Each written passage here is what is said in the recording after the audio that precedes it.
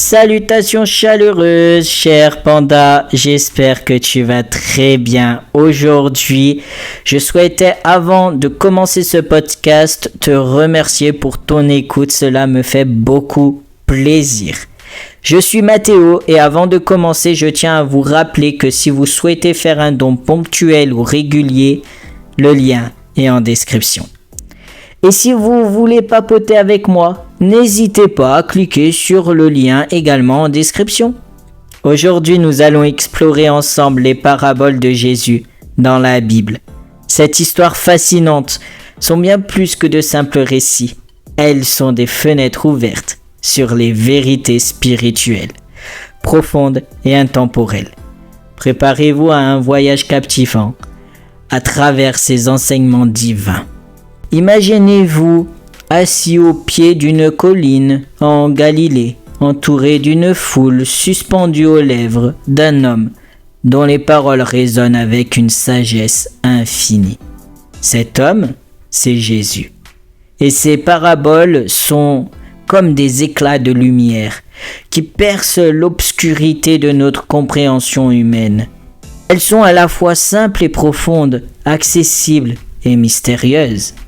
Aujourd'hui, nous allons découvrir comment ces récits peuvent transformer notre vie. La parabole des 10 vierges.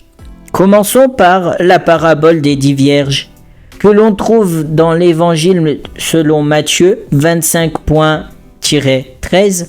Cette histoire nous enseigne l'importance de la préparation spirituelle et de la vigilance.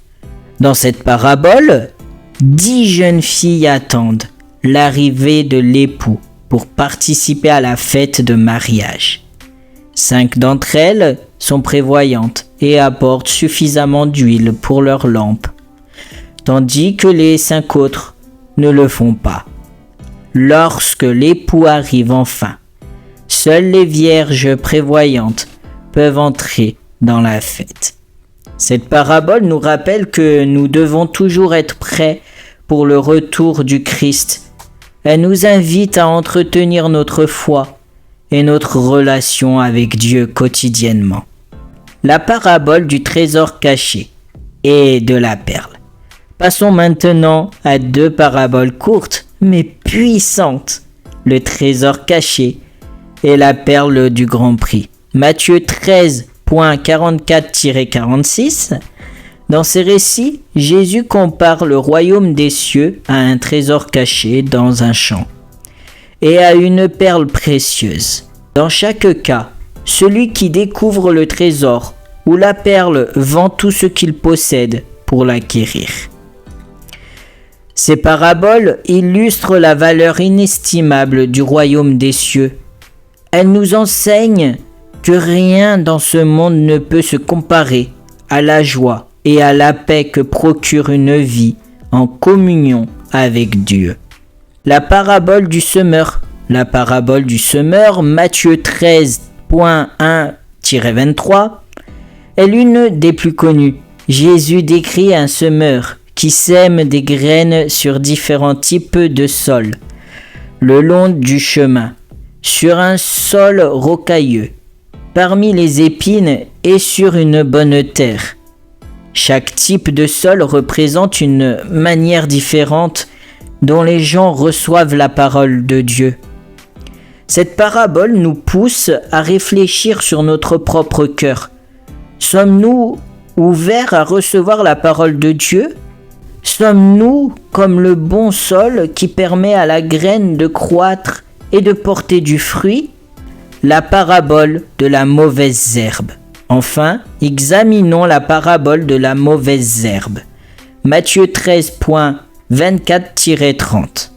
Ici, Jésus raconte l'histoire d'un homme qui sème du bon grain dans son champ. Mais son ennemi vient semer de la mauvaise herbe parmi le blé.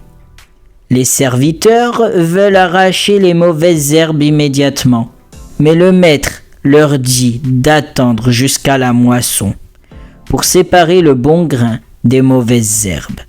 Cette parabole explique pourquoi Dieu permet temporairement la coexistence du bien et du mal dans le monde. Elle nous rappelle que le jugement final appartient à Dieu seul. Prenons un moment pour réfléchir ensemble. Que signifient ces paraboles pour nous? Elles nous invitent à examiner notre propre vie spirituelle. Sommes-nous prêts pour le retour du Christ? Valorisons-nous vraiment notre relation avec Dieu au-dessus de tout?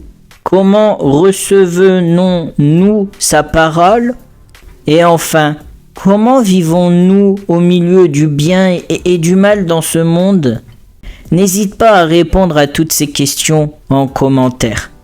Je te les mettrai également sur mon premier commentaire épinglé. Faisons une petite prière ensemble si tu le souhaites bien. Seigneur bienveillant, nous te remercions pour les enseignements précieux que tu nous offres à travers tes paraboles.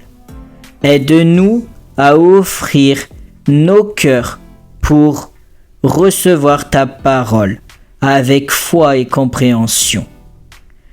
Donne-nous la sagesse d'appliquer ces vérités dans notre vie quotidienne, afin que nous puissions grandir en tant que disciples fidèles. Merci Seigneur. Merci. Merci pour tous ces enseignements. Merci Seigneur pour ta bienveillance. Merci Seigneur pour ton amour. Merci Seigneur pour ta protection. Amen. Merci infiniment d'avoir écouté ce podcast sur les paraboles de Jésus. J'espère que ces histoires continueront à illuminer votre chemin spirituel et vous inspireront chaque jour. N'oubliez pas que vous pouvez soutenir mon podcast via le lien en description. Soyez bénis et prenez soin de vous. À très bientôt pour un nouvel épisode. Ciao ciao!